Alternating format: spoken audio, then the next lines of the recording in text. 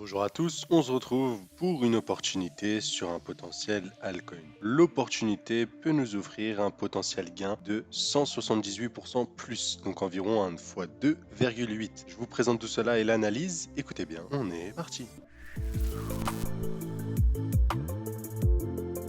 Tout d'abord, avant d'aller plus loin, récupérez votre formation offerte au Smart Money Concept dans la description. Et pour tous ceux qui veulent rejoindre notre école et être accompagnés pendant une année pour apprendre les Smart Money Concepts et devenir autonome sur les marchés, vous pouvez nous contacter et réserver un appel dans la description. En tout cas, ceci étant dit, on est sur la paire du CAPS, un projet francophone, je crois, autour des, je sais plus si c'était autour des NFT. Enfin bref, c'était beaucoup hype à l'époque. Premier truc qui me saute aux yeux, c'est vraiment cette poche de liquidité. Voilà, c'est une poche de liquidité que j'ai envie de target. Donc juste là, je me dis que bon, dans tous les cas, on va venir la chasser. Donc là, déjà, il y a un fois 168%. Bien évidemment, il faut optimiser sa position. Comment on fait pour optimiser sa position? On regarde ce qu'il en est. Et ce qu'il en est sur ce token-là, c'est qu'on est haussier. Et en mensuel aussi, on est haussier. On a cassé un point haut majeur. On est venu recharger. Ok.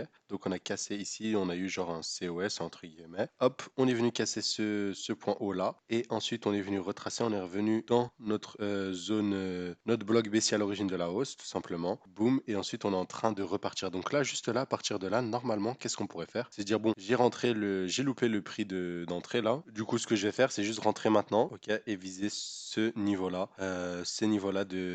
pour le CAPS, tout simplement. Maintenant, comment on fait? Donc là, je me suis enlevé du mode logarithmique pour vous montrer que voilà, c'était quand même un projet qui a bien dump et là qui est en train de se réveiller, j'ai l'impression. Voilà, donc il y a un stop loss qui peut vous faire perdre quand même 80%. Il y a un RR de 2, donc qui est intéressant. On risque 1 pour gagner 2 entre guillemets, c'est ça que ça veut dire. Et là, ce que ça veut dire, c'est que je peux gagner plus 173%, mais je peux perdre 80% dans les dents si je vise là. Ce qu'on peut faire nous pour optimiser le tout, c'est mettre ici, et je vais mettre en logarithmique pour que ce soit un peu plus lisible tout simplement. Mais comment c'est formé, vous inquiétez pas, hein. C'est le RR, regardez bien le chiffre ici, malgré qu'on dirait pas que ça fasse un 3 pour 2 en termes de, comment dire, de proportionnalité, mais ouais, c'est bien 3 pour 1, pardon, ce que je veux dire au niveau du RR. Donc perdre 1 pour gagner 3.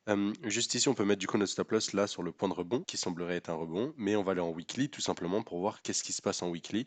En weekly, on voit bien qu'on a eu un point bas et on a eu notre reversal. Là, boum, on a cassé un point haut majeur. On a même cassé celui-là. Là, on est en train de faire, hop, léger retracement, retour dans la FVG. Hop, vous avez vu, retour dans la fair value gap. Boum, on est directement reparti. Donc là, on peut s'attendre à ce que la fusée continue à décoller et qu'il vienne chercher du coup la poche de liquidité en haut. Et donc là, le RR est beaucoup plus intéressant. Je peux perdre 50% pour en gagner 173, tout simplement. Voilà, c'est un projet risqué, mais c'est une position qui semble intéressante. Malheureusement, on n'a pas pu rentrer là. En fait, le plus intéressant, c'était de rentrer ici, tu vois. Mais on n'a pas pu dans tous les cas, mais c'est pas grave, ok. Là, en vrai, on aurait eu un RR bien meilleur. On serait rentré sur une FVG et tout, mais bon, on peut pas être sur tous les graphiques, mais voilà quoi. Là, c'était vraiment une opportunité cadeau. Et du coup, bah, tout simplement, sur le Ternoa Caps, il peut être intéressant de faire, c'est un petit truc, une petite position comme ça, de la sorte, voilà. Et au niveau de l'analyse, donc vous l'avez compris, on vise les poches de liquidité, et comme il y a une cassure de la structure, on s'intéresse à cette cassure et on veut, entre guillemets, viser le point haut. Hop, j'ai m'enlevé du mode logarithmique pour que ce soit un peu plus intéressant.